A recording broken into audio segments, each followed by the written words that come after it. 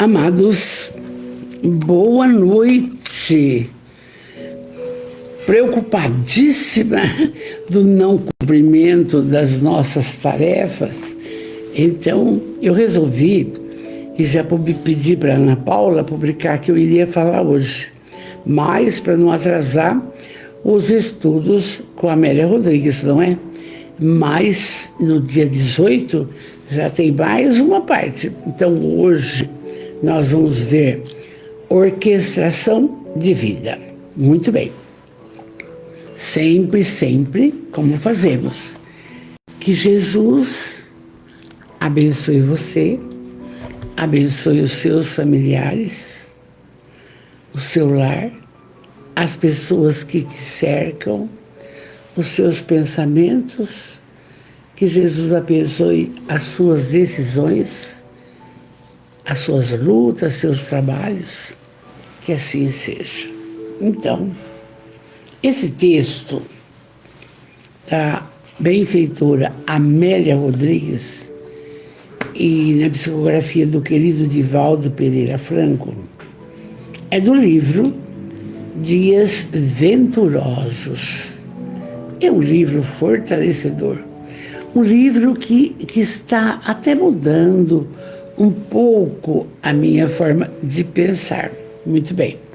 Mas ela tira esse texto, gente, esse texto, Orquestração de Vida, do Novo Testamento. Você pesquisa, você vê lá, mas que mulher, que espírito.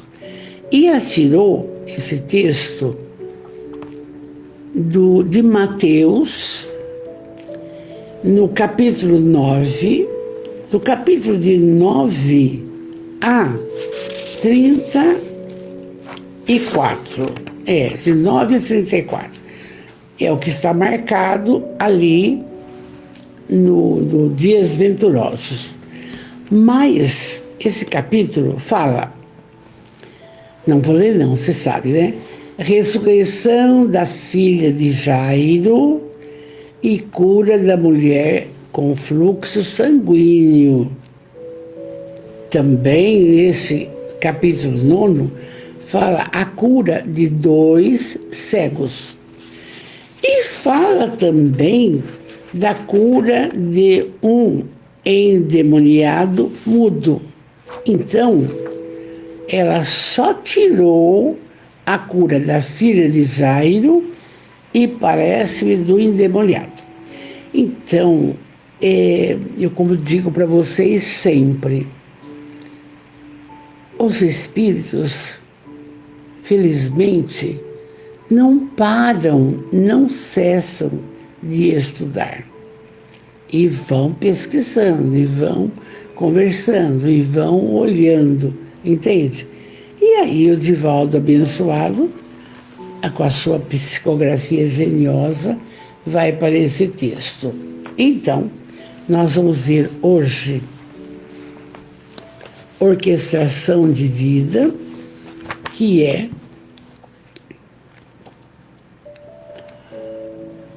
o segundo item do livro Dias Venturosos.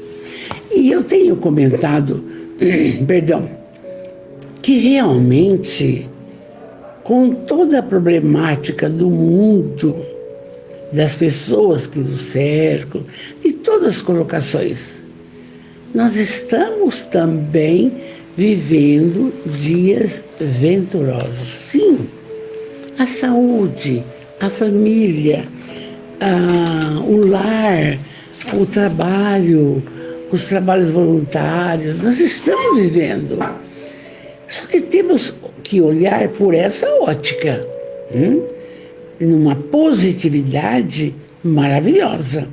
Nós não podemos esmorecer nunca. E é por isso que já estamos no 8º livro.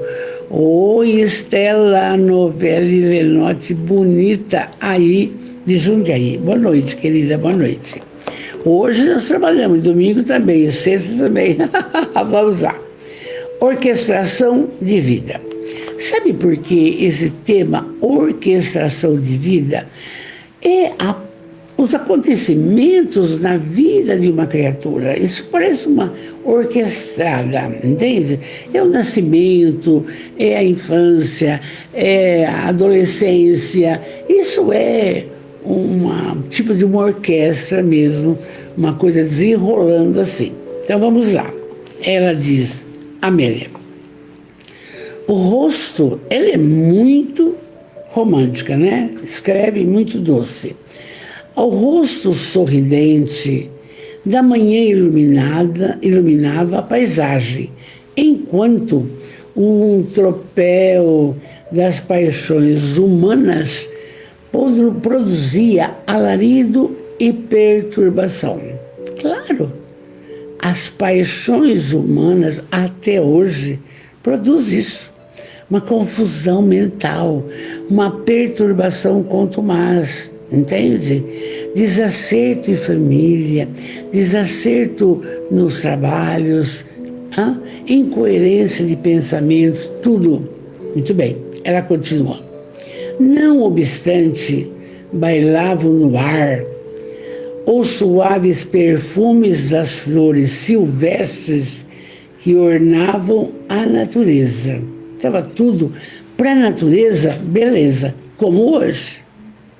Visita um cafezal, visita uma horta, você vai ver que maravilha, hein? O cantar dos pássaros, a forma de viver, etc.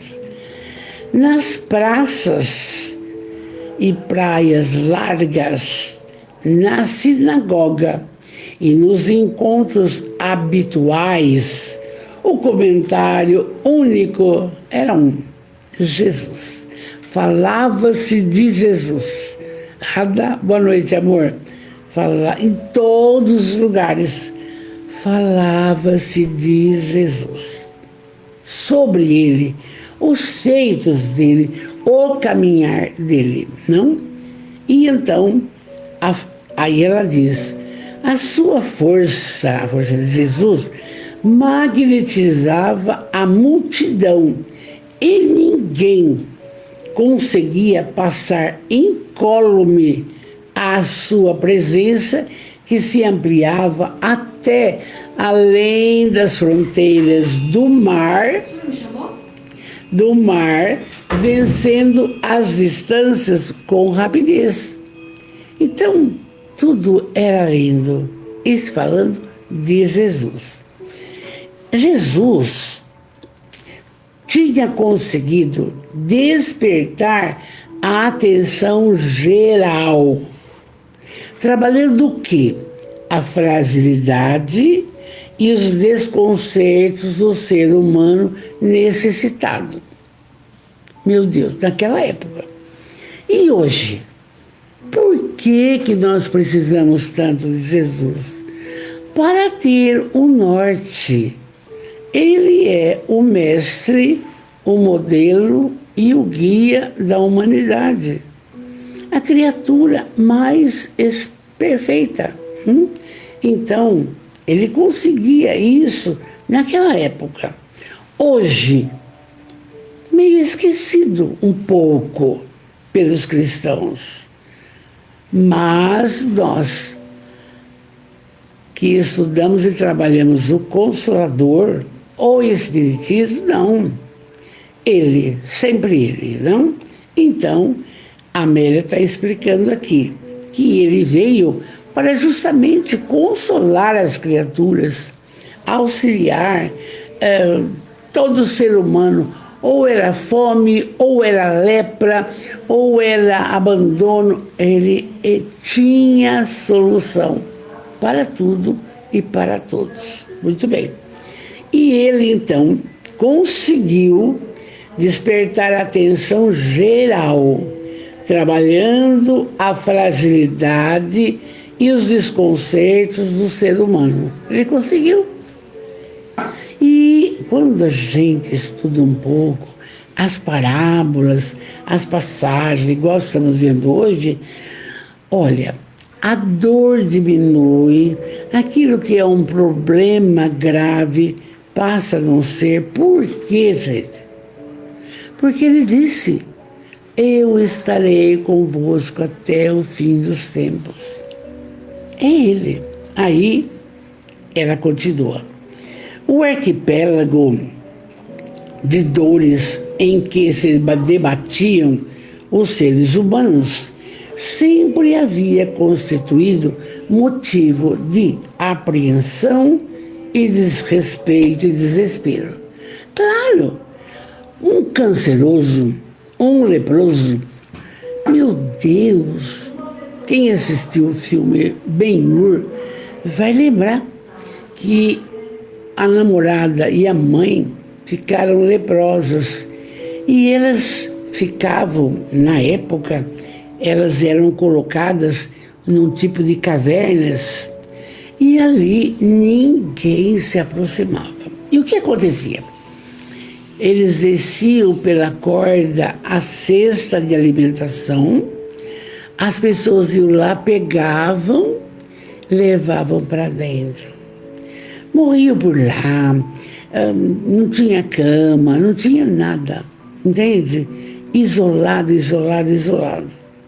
Então, as criaturas viviam esse desespero. Oi, Silvia amada, boa noite, amor. Vivia esse desespero naquela época. Muito bem.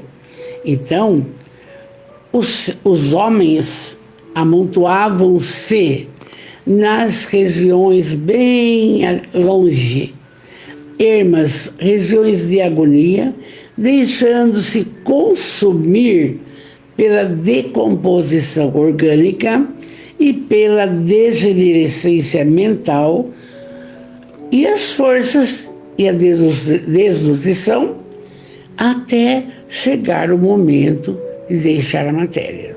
Então, quando leprosos, naturalmente acontecia isso, não? Mas com ele, logo quando ele começou o seu messianato, fundaram a Casa do Caminho, que foi na casa de Simão Pedro. Então, além de todas aquelas visitas que ele fazia por todos os locais, havia a casa de Simão Pedro, onde, por exemplo, acolhia crianças abandonadas, velhos abandonados, mulheres desprovidas de qualquer atenção, viúvas, doentes. Calcula que miscelânea que era. E tudo era tranquilidade e paz e cura. Aquele que tivesse cura, merecimento, tudo bem. Quem não tivesse, sobrevivia, mas amparado. Então vamos aqui continuar com a Amélia. Jesus chegou e passou a modificar a estrutura viciada das paixões, porque outra ótica. Vocês lembram, se a mulher traísse, só ela que era punida, o homem não tinha culpa. Não é verdade? Não pode, não? Então, ele chegou e começou a acolher. Ele sentou com publicanos, ele sentou com indivíduos ricos, com fariseus. Ele não tinha problema para ele. Jesus era tudo isso. Então, ele chegou e passou a modificar aquela estrutura antiga, que o Deus era olho por olho, dente por dente. Você fez, você vai pagar. Tanto é que hoje a gente conversa com pessoas o necessário, porque não entendem algumas coisas. A problemática da reencarnação. Mas por que eu estou com essa filha, com esse filho? Por quê? Entende? Eu tenho esse neto, esse bisneto. Não adianta. Tem toda explicação na ótica da doutrina. Então, vamos lá. Ele passou a modificar a estrutura viciada das paixões, assinalando-as com mensagens de saúde necessárias e de paz, o que tornava isso inteiramente novo para aquele povo de Israel, que era muito sofrido na região da Galileia. Claro que era sofrido. Doentes dessa ordem, que mais? Completamente escravizados do Império Romano para repagar taxas enormes de aluguéis, de tudo que você pode imaginar. Indivíduo pescava doidamente para vender o peixe e pagar isso daí. Além do que, o Sinédrio, o Templo de Jerusalém, ou dito o Templo de Salomão, era uma casa comerciária. Não era uma casa de alento, não era uma casa de prosa. Tinha dinheiro, resolvia-se tudo. Não tinha, não resolvia. Oi, filha, boa noite, tudo bem? Não tem ligado, tarará, tarará. Vamos lá. Então, o que Jesus tinha de compromisso? Limpar corpos de ulcerações que os apodreciam. Claro, ele curou vários e vários leprosos. Os seus discípulos, não se aproxima, mestre, porque você vai se contaminar. Não. Chegava, abraçava, dava como lhe um passe e a criatura se limpava. Vai e não peques mais. Fazia. Que mais? Abrir os olhos fechados à luz, que voltavam a enxergar. Gente, o cego de Jericó, o cego de nascença, e pronto. E lindo, maravilhoso, entende? Hoje não existe, é difícil esta característica fluídica para executar esse trabalho. Além do que, presta bem atenção, os espíritas que não têm uma índole boa, mas que poderia ter uma capacidade dessa, usa de forma inadequada, cobrando porque não pode. Então, aquilo que foi dado não pode ser cobrado, entende? Então nós vamos vendo como que era Jesus. Abrir os olhos fechados à luz que voltava a enxergar. Só isso? Não. Erguer paralíticos de membros atrofiados, mas já está perdido. Não. Lembra o paralítico de Cafarnaum que precisaram abrir onde Jesus estava, no telhado, um buraco. E aí desceram por uma corda o paralítico. E na frente de Jesus, Jesus chega: o que queres que eu faça? Que eu ande. Mas o magnetismo de Jesus era uma coisa sensacional. E o paralítico levanta, ande. O paralítico levantou, colocou a maca nas costas e saiu. Então, ele fez isso, entende? Que mais que ele fazia? Cantar lições de profundo enternecimento e esperança. Porque hoje, em pleno passado, mais de 2000 anos, quantas pessoas sem esperança de continuar a caminhada? Sim, para nossa família espiritual, vamos explicando. Falta de esperança. E quando orar, peça isso. Peça fé, força, esperança na vida futura. Você tem que prosseguir. Não é olhar para trás, não é criticar, não é querer mudar as pessoas, aceitá-las como elas são. Você não muda ninguém, mude-se primeiro, tá? E quem mais? Pensar positivamente. Vai dar certo. Tudo. É uma fala que eu fiz domingo. Positividade, aí está envolvido a esperança. Então, Jesus, além de tudo isso, ofertava às criaturas palavras tão maravilhosas em que envolviam a criatura de paz e alegria. E mesmo que fosse paupérrimo, e mesmo que fosse doente, entende? Porque quando alguém nos dá uma palavra de alegria, uma palavra fortalecedora, uma palavra de progresso, de evolução, a gente muda o pensar. E ele fazia isso com maestria absoluta. Então, por isso que esse texto chama orquestração de vida. Era o que ele fazia. E todas essas coisas, as quais... Ô Marcos, você chegou tarde hoje, que foi bem. Só hoje que eu vou falar de quarta. Domingo eu tô aí, viu, Marcos? Um beijo no seu coração, meu filho. Então, Marcos, sabe por quê? Eu atrasei um domingo e eu falei, não tá certo, a Amélia não vai gostar.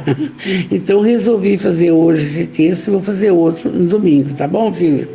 Então veja bem, toda esta colocação que estamos falando agora, maravilhosa, presta atenção. Curar leprosos, curar paralíticos, curar cegos, alimentar a humanidade com 5 pães e 2 peixes. Foram 5.000 pessoas. Olha o magnetismo dele. Olha o magnetismo dele. Mas eu não posso fazer igual. Eu também não posso.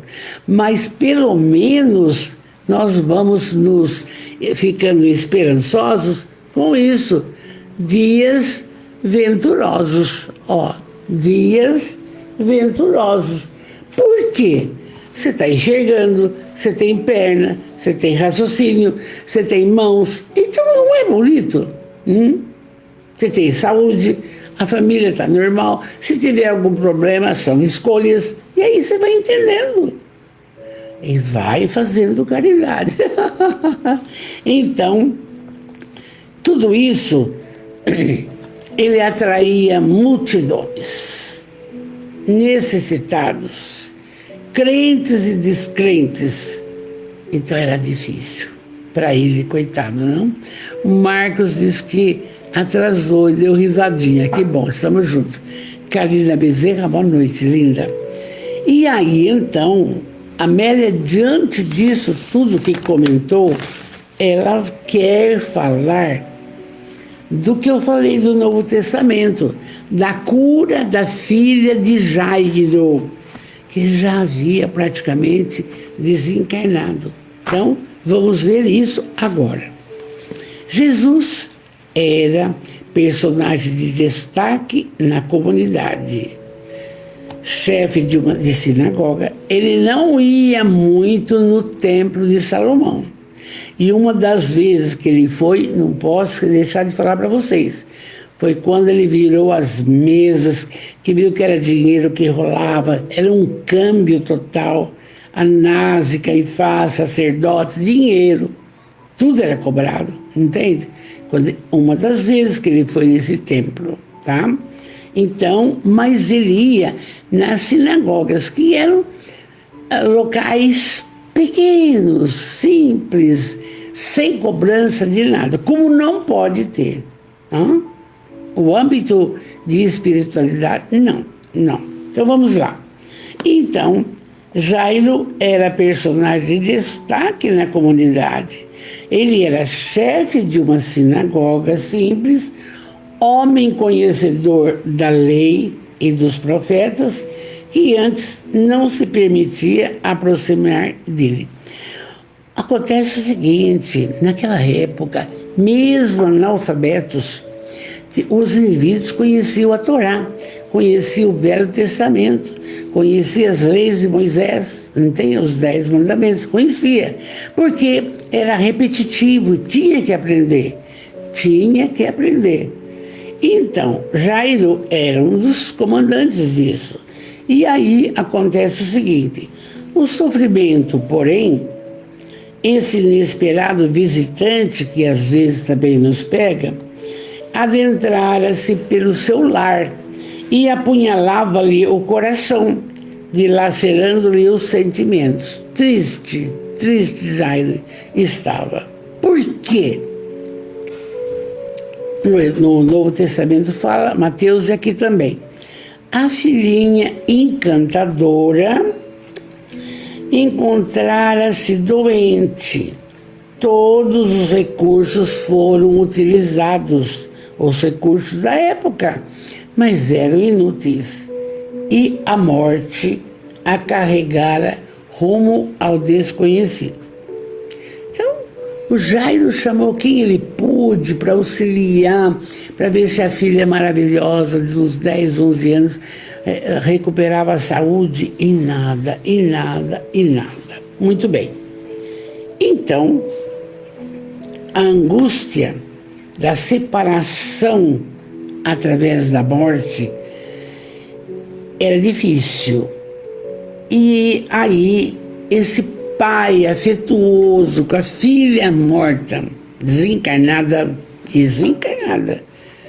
foi procurar Jesus, dizendo, o Jairo fala, Jesus, minha filha, minha amada filha, acaba de morrer, mas, por caridade, vem, impõe a sua mão, que talvez ela viva.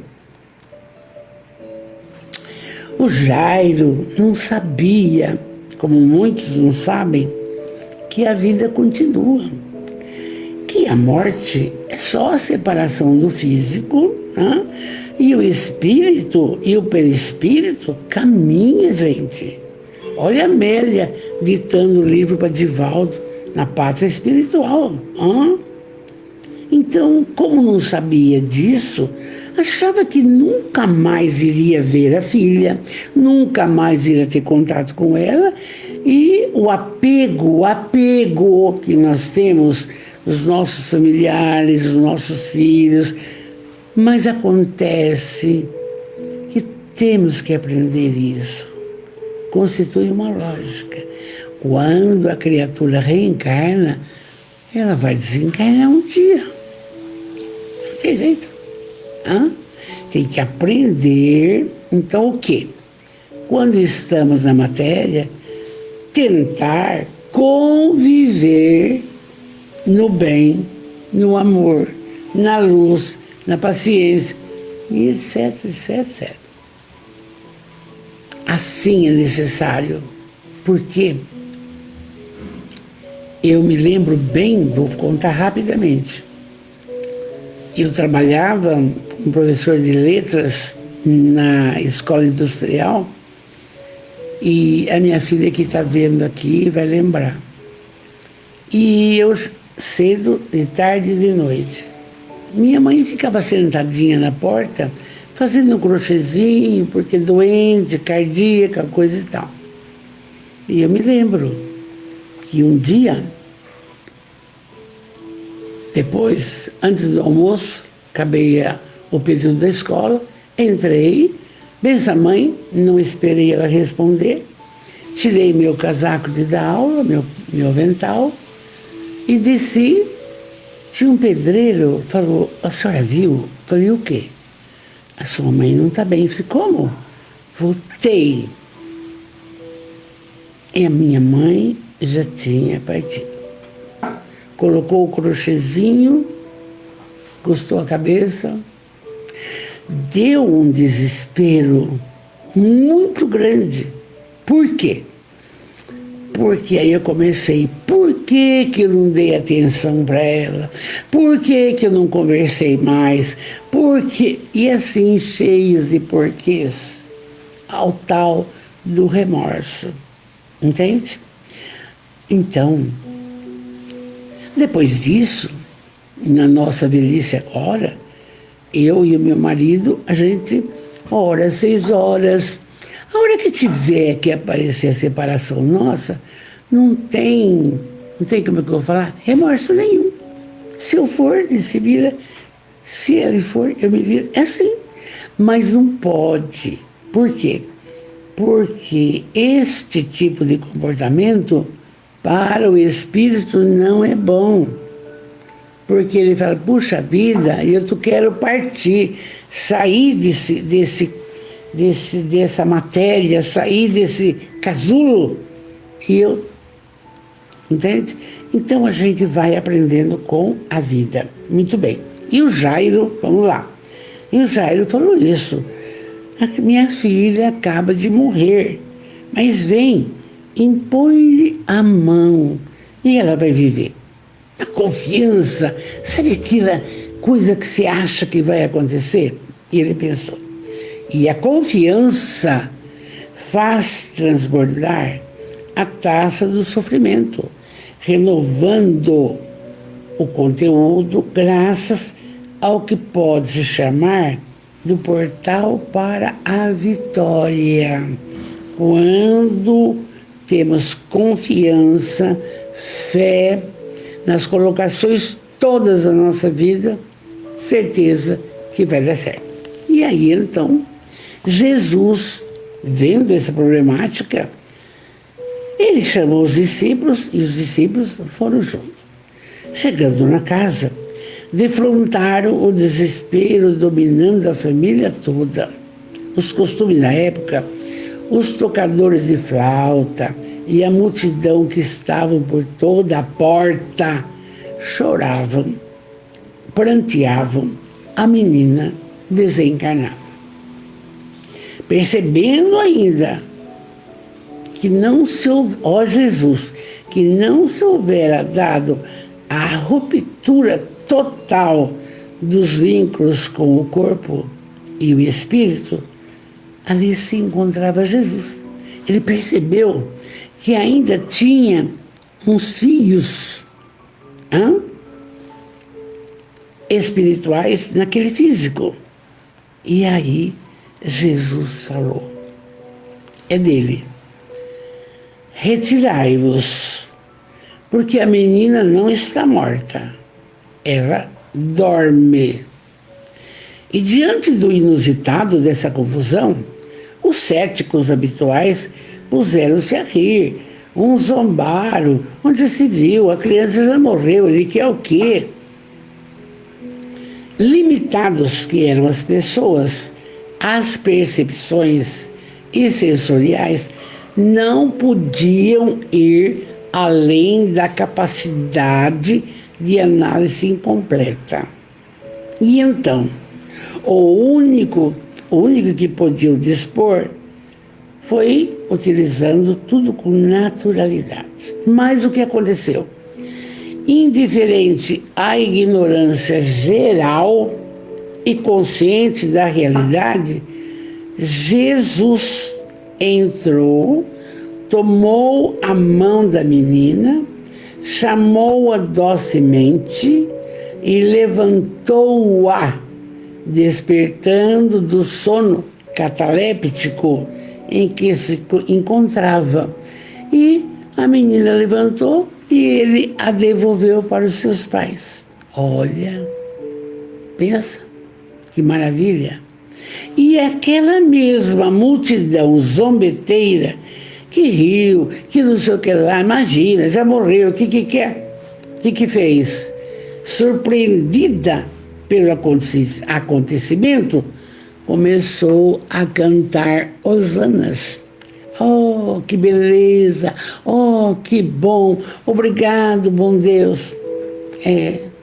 Então, já quando vinha pelo caminho, diz Amélia, ele libertara também, agora é um outro caso, libertara também uma mulher que sofria de um fluxo sanguíneo. Só que ela, vocês lembram bem, Então, ela sofreu esse fluxo sanguíneo por 12 anos. E na comunidade judaica, quando a mulher menstruava, consideravam-na impura, não podia pôr a mão nela, tá? Tanto é que Maria de Nazaré só saiu da sinagoga que ela foi criada quando ela menstruou, entende? Não podia ficar. Muito bem. E então, Jesus está andando com aquela multidão atrás dele, e essa mulher que tinha esse fluxo sanguíneo há mais de 12 anos, isso fala aqui no Novo Testamento, queria conversar com Jesus, não conseguia. E aí então ela faz o quê? Toca nas vestes de Jesus. E o fluxo sanguíneo. Mas nessa hora ele disse: Simão, Pedro, alguém me tocou. Mas como, mestre, a multidão, está todo mundo encostando no Senhor, não tem jeito. Alguém me tocou com muita fé. Por quê? Porque uma energia saiu de mim. A mulher sarou. E passado uns dias, ela não conseguiu conversar com ele na hora. Passado uma semana, 2, ela se encontrou com ele. Oh, mestre, muito obrigado. O que, minha senhora? Não, eu tinha isso. Ah, não. Eu não curei ninguém. O que aconteceu então? A tua fé te curou. Vai e não peques mais. É para nós também. Aumentar a fé, a confiabilidade em Deus, a confiabilidade em Jesus, a confiabilidade no seu Espírito protetor. Gente, ninguém está só. Agora, aqui, não vejo nada, sempre falo para vocês. Claro que eu tenho amigos espirituais comigo, porque tem hora que a cabeça não lembra de tudo, eles dão intuição, um espetáculo. E você que está na sua casa, vendo, você não está sozinho. Você não está sozinho. Claro, seu espírito protetor, algumas entidades luminíferas ficam por perto, é lógico. Entende? Então, vamos em frente. E aí,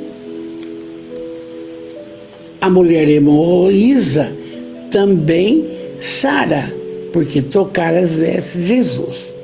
E Amélia diz: as alegrias estavam nas almas simples, entusiasmadas com os fenômenos que o Rabi realizava. Estava tudo menos o Sinédrio.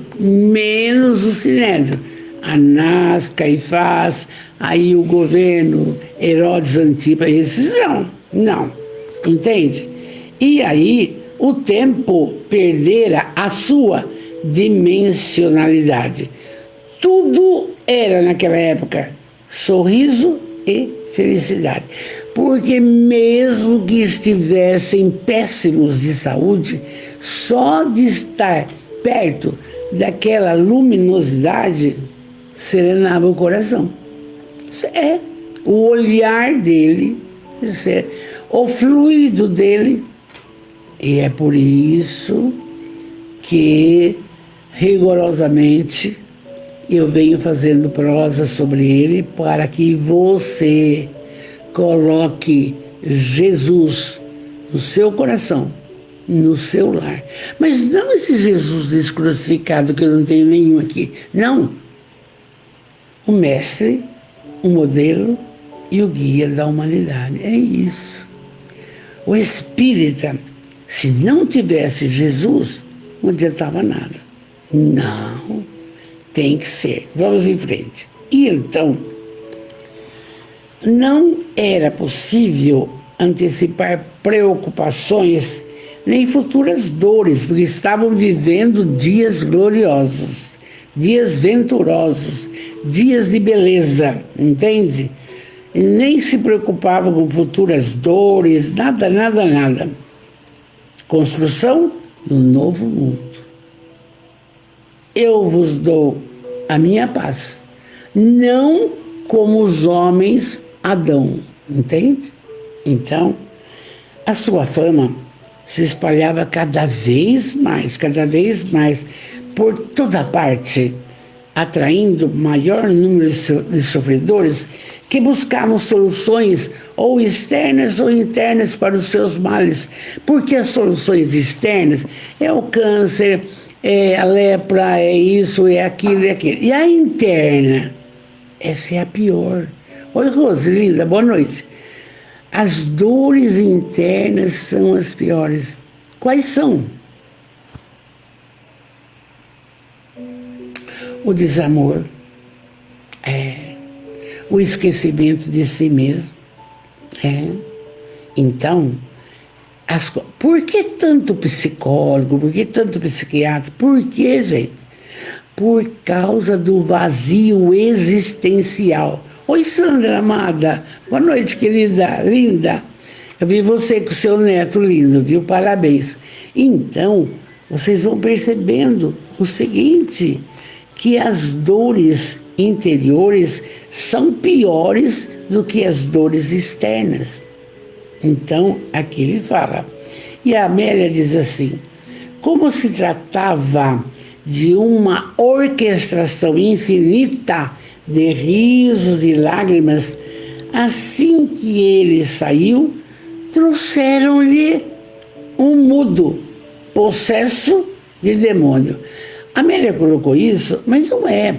É uma criatura obsediada. Quer dizer, falamos da cura da filha de Jairo. Aí falamos da mulher hemorroísa. Aí ela quer contar esse caso aqui, tirando do Novo Testamento. E aí trouxeram um homem mudo, mas obsediado. O que é obsediado?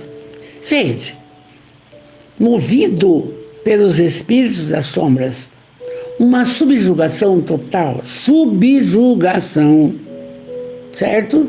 Quer dizer, tinha atitudes de um animal, de um bicho, e mudo. Então, trouxeram para ele. Vamos ver o que ele vai fazer. O pobre homem encontrava-se dominado por forças constritora que o limitava, tornando-o silencioso com a alma sob os camartelos de angústias incessantes. Os espíritos não deixavam nada, dominaram-no. Acontece. Então, vamos ver o que ele faz. E aí, por que acontecia isso? A Amélia diz, colhendo os frutos amargos da sementeira passada. Aí entra uma fala excelente, né, Sandra? Semeou, vai colher. Tudo que semearmos não adianta, dá até uma preocupação muito grande com as nossas atitudes. Por quê? Não tem jeito, é a lei de causa e efeito. Não tem jeito. Então, ela está falando que esse mudo, ele, vidas passadas. Por quê? Ou ele degolou alguém, perdeu a fala, tem tudo, tem explicação sobre a ótica espírita. Então, o pobre homem encontrava-se dominado totalmente pelas forças malignas e era um calado, um robô, né? Mas a Amélia ressalta, ele estava colhendo os frutos amargos da sementeira do passado. O enfermo sintonizava com o seu algoz. Aí é que está. É uma vírgula, mas vou parar um pouquinho. Aí é que está. Muitas vezes nós arrumamos hoje obsessores porque a gente pensa que não vai acontecer.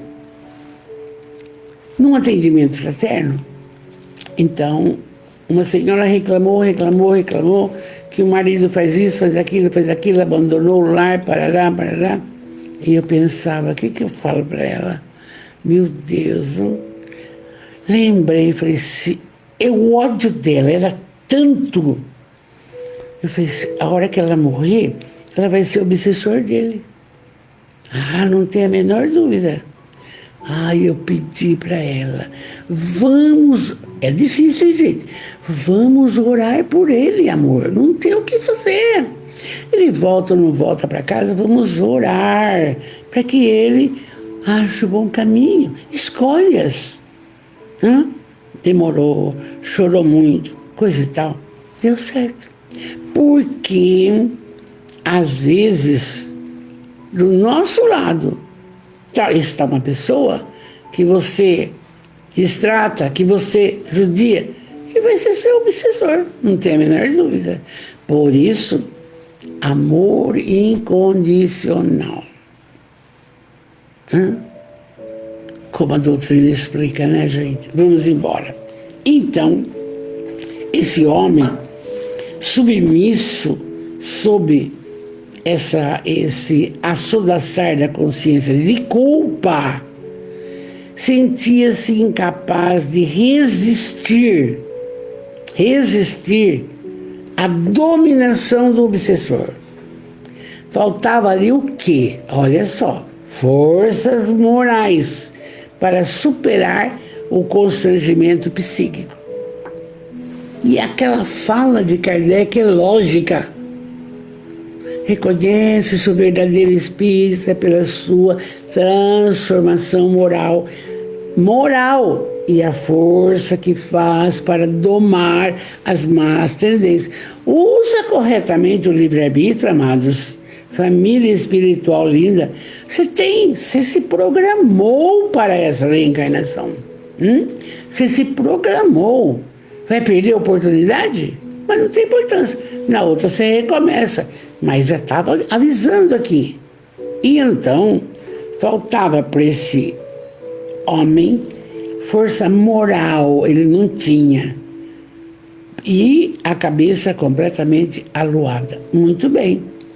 E Jesus o que fez?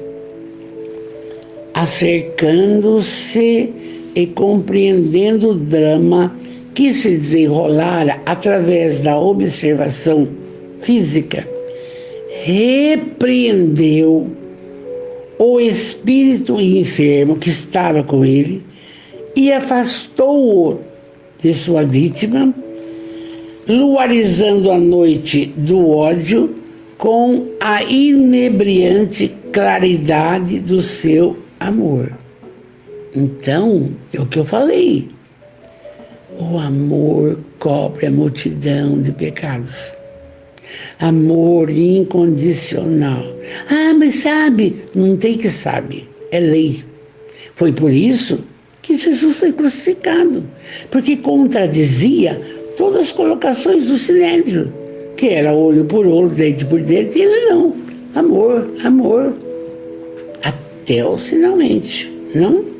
E então, aí o homem, libertado daquele espírito, o paciente, o homem, pôs-se a falar, inundado pelo júbilo do acontecimento. Sabe quando sai aquela carapaça, sei lá o quê? Então, não tem, tá tudo ótimo, ficou normal. E libertado disso, o paciente pôs-se a falar cheio de alegria.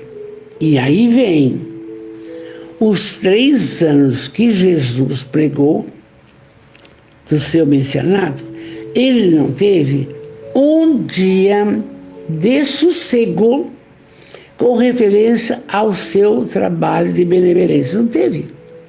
Os fariseus, o pessoal do Sinédrio, só ficava, escuta aqui, como é que você vai fazer o Lázaro levantar de sábado? Sábado ou sabá não pode trabalhar. O meu pai trabalha até hoje e eu também. Aqui, também os fariseus vão dar um pitaco. Os fariseus, porém, invejosos e mesquinhos, impossibilitados de realizar a mesma coisa, assacaram acusações de que era através do príncipe dos demônios que ele expulsava. Já inventaram uma coisa: o senhor é o príncipe do demônio, por isso que o senhor libertou, mandou outro demônio embora. Não é possível, não. Você veja como é que era difícil para Jesus trabalhar isso daí. E aí, a Amélia diz: nunca faltarão aqueles que, sem os recursos que o tornem capazes de algo realizar, encontrem mecanismos acusatórios para justificar o êxito de quem produz. Né, Sandra? Será que é todo mundo que gosta da gente? Não. Aí a necessidade de continuarmos, como diz o Orson, prossiga. Não tem que dar atenção para quem te critica por alguma coisa ou me critica. Não, vai embora, vai em frente. Porque a gente sabe que tem uma missão para cumprir, tem um trabalho a cumprir. Entende? Não temos a colocação, vamos curar alguém, mas alento, cuidados com as crianças, os jovens, os idosos, agora que a gente está cuidando também. Então veja, tem a Casa da Sopa, oferece por mês 109 banhos aos excluídos, entende? O educandário, 300 crianças, vou começar a prepará-la amanhã. Não adianta. Pode. Nós temos o nosso caminhar. Isso é bom. Isso é bom porque a cabeça continua, beleza, certo? Embora as perninhas estarem lá. Muito bem. Então falar para Jesus: você expulsou o demônio porque você é o príncipe deles. Jesus ficou quieto. E Jesus disse. Aí a Amélia quis colocar para nós isso aqui para a gente não esmorecer. Olha, falando, vou ler de novo. Nunca faltarão aqueles que, sem os recursos que o tornem capaz de algo realizar, encontram mecanismos acusatórios para justificar o êxito de quem produz. Fulano faz isso porque não faz mais nada, fulano faz isso porque tem empregado. Não tem jeito, mas não é, como diz o Orson, prossiga, acabou. Então ela lembrou bem, a Amélia lembrou bem aqui. Como podia, porém, o mal fazer o bem? O príncipe dos demônios voltar-se contra o seu subordinado e tornar-se-lhe contrário? Uma pergunta que a Amélia faz. Jesus, que os conhecia, não lhes dava a importância que eles acreditavam que mereciam. Olha que lindo! Nunca. Só respondia adequadamente. Uma das coisas que eu estou lembrando é do Lázaro, eu já falei. Mas o senhor está trabalhando no sabá? Mas o meu pai, Deus, trabalha até hoje e eu também. Então, acabou. Então, vamos em frente. Aí, a Amélia diz: o mundo está repleto de mudos para a verdade e de faladores que estimulam o crime e disseminam promiscuidade moral. Meu Deus! A gente pode até se sentir um pouco, como que seria? Quadrada, passada, mas por que hoje tantos descasamentos? Por que hoje tantos desacertos? As pessoas não conseguem conviver com a outra. Porque o domínio da droga, do alcoolismo, da traição, da troca de marido e mulher, que é isso? Então, nós temos que prestar atenção que o mundo está repleto disso. E se a gente não se voltar para os ensinamentos do Cristo, de Jesus, vai achar normal. Não é normal. Não é. Não tem nada de normal a colocação que se vive hoje. E por que o educandário tem que fazer o Pai Nosso? Claro! Se não fizer, não melhora o ambiente para começar a trabalhar com 300 crianças. O que é isso? Ah, mas tem que cantar o hino nacional. Sim, senhor, uma vez por semana. Por quê? Desenvolver o civismo. Ah, mas tem dor, não sei o quê, está errado. Vai com a psicóloga. É isso, gente. Não tem jeito de fugir dessas colocações. E, às vezes, a conivência de pai e de mãe, porque não quer ter problema. Não, se bem que a gente sempre sabe, ninguém vai mudar ninguém. Cada um tem que fazer sua trajetória. O livre-arbítrio está aí. Então, está pedindo aqui, em vez dessa promiscuidade moral que está acontecendo, vai na Igreja Católica, vai na Evangélica, vai onde você quiser. Trabalhar a moralidade em todos os seus níveis, entende? É o que a Amélia recomenda. E aí ela diz assim: elaboram temas que desconcertam as vidas, as famílias, exibem feridas íntimas com leviandade e entusiasmo, atraindo outros insensatos para que os acompanhem em festa, desnudando os cânceres espirituais que os dilaceram impiedosos. Por quê? A criançada, logo, celular. Para! Não pode. Entende? Como que você vai tornar seguidor, eu vou citar o nome aqui, de algumas criaturas que têm um casamento, 2 casamentos, 3 casamentos, 7 casamentos? O que é isso? Que é isso? Vai encontrar... a Amélia é difícil, ela está abrindo nossos olhos. Por quê? Porque nós não podemos acompanhar. Por que é difícil ir à casa espírita? Até conversei com o Orso, que é muito amigo nosso. Ele falou: eu não sei se grava e as pessoas vão ver, tem 400 pessoas vendo, mas não vai no centro, não vê aquela energia. Como é que faz? Vamos fazer a nossa parte, Vanderlei, do jeito que dá. Vamos fazer a nossa parte. Vamos. Aí, então, a Amélia diz: essas criaturas, mudos para a verdade, podem expressar-se nas sombras em que se debatem, encontrando aqueles que se encontram surdos para as realidades do espírito e receptivos para as mensagens da materialidade e da baderna. E é lógico, e é claro, é muito mais gostoso ficar no sofá, ficar não sei o que lá, do que ir na casa da sopa descascar batata, ou atender uma clientela, ou trabalhar com as crianças, ou trabalhar com os idosos. Claro! Eu já fiz a minha parte. Mentira! Não pode. Tem que trabalhar até o finalmente, mesmo que seja com os joelhos desconjuntados. Para! Então, a Amélia vai puxando a gente. Então, nós temos que ter atitudes de moralidade. É muito difícil. Eu fico pensando, às vezes, seguir Jesus, os seus ensinamentos. Mas pelo menos tenta. Cada coisa que vai fazer ou pensar, realizar, pensa. Se fosse Jesus, o que ele faria?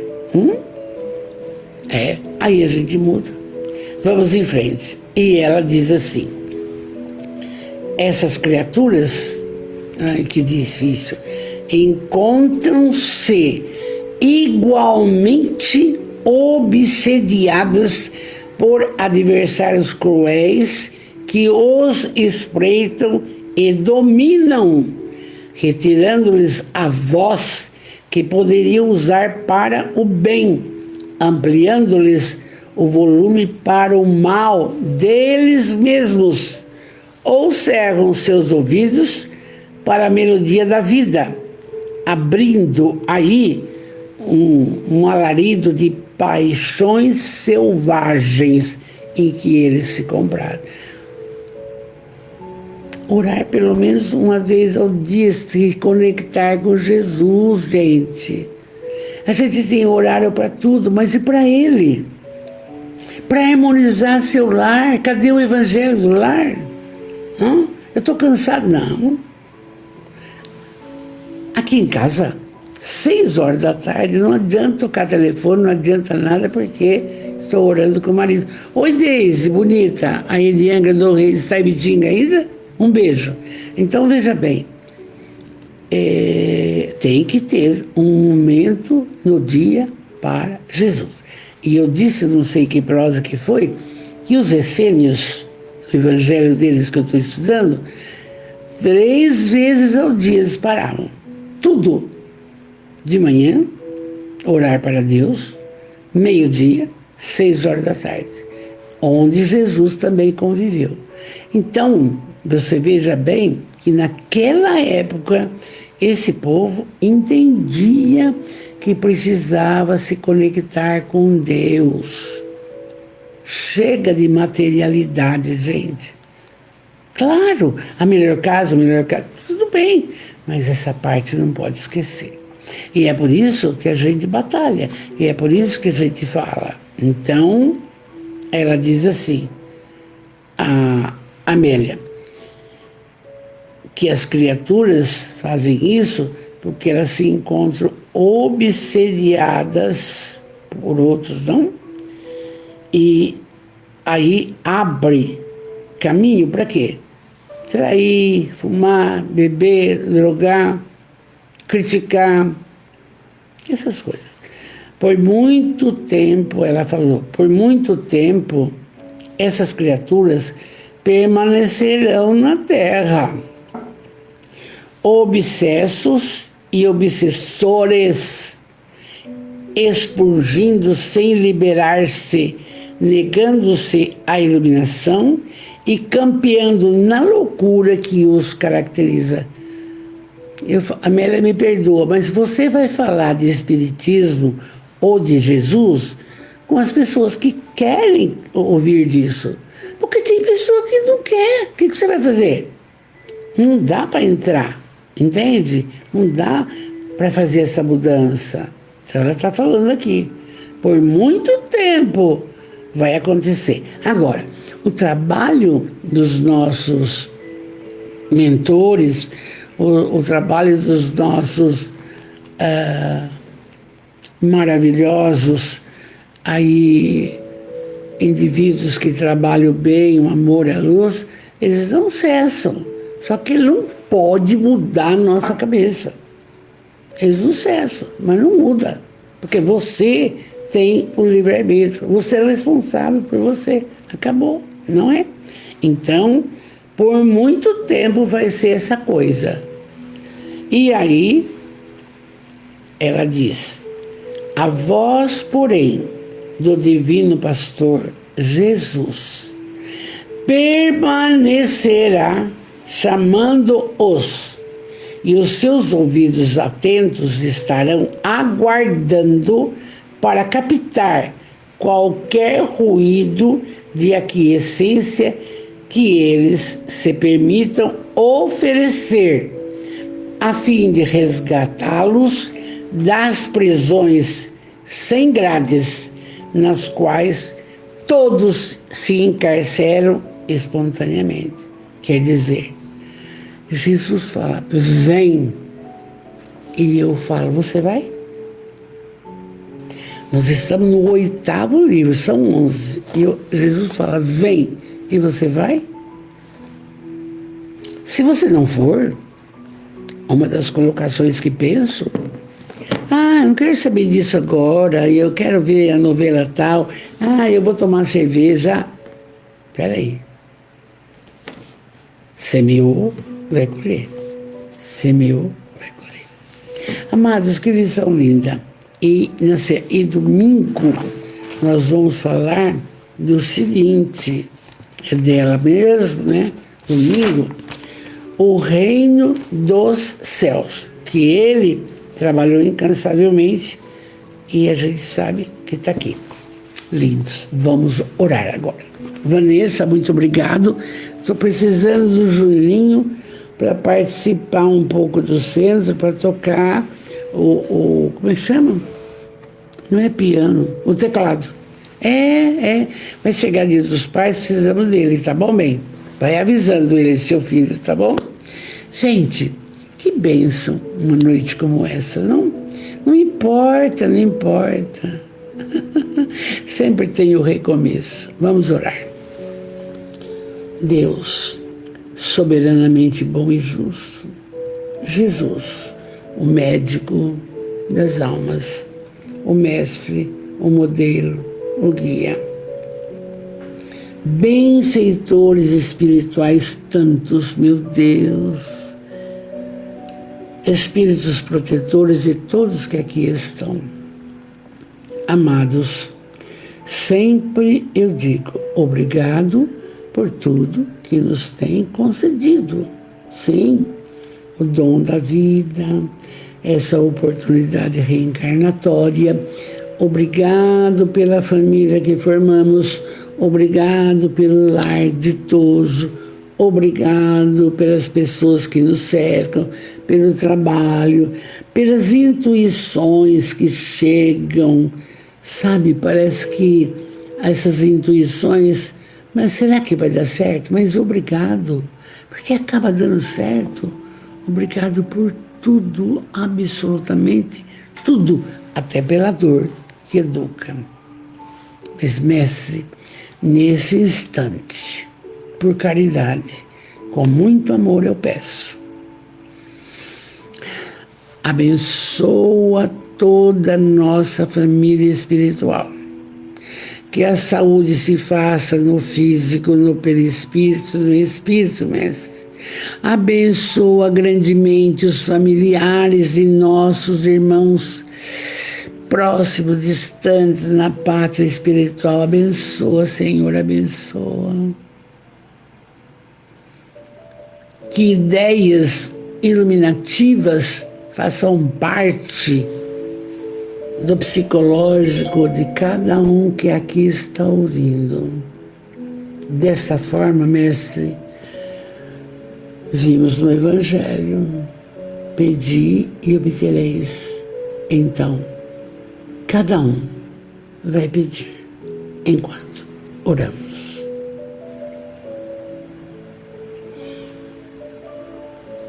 Pai nosso, que estais nos céus, santificado seja o vosso nome. Venha a nós o vosso reino de amor. Seja feita a vossa vontade, assim na terra como nos céus. O pão nosso de cada dia nos dai hoje, mas dai-nos o pão para a alma, Senhor. Precisamos mudar urgentemente. E não nos deixeis cair nas malhas da materialidade. Livrai-nos do ódio, da mágoa, da inveja, do ciúme. Livrai-nos do egoísmo, livrai-nos. Que assim seja. Desta forma, o inferno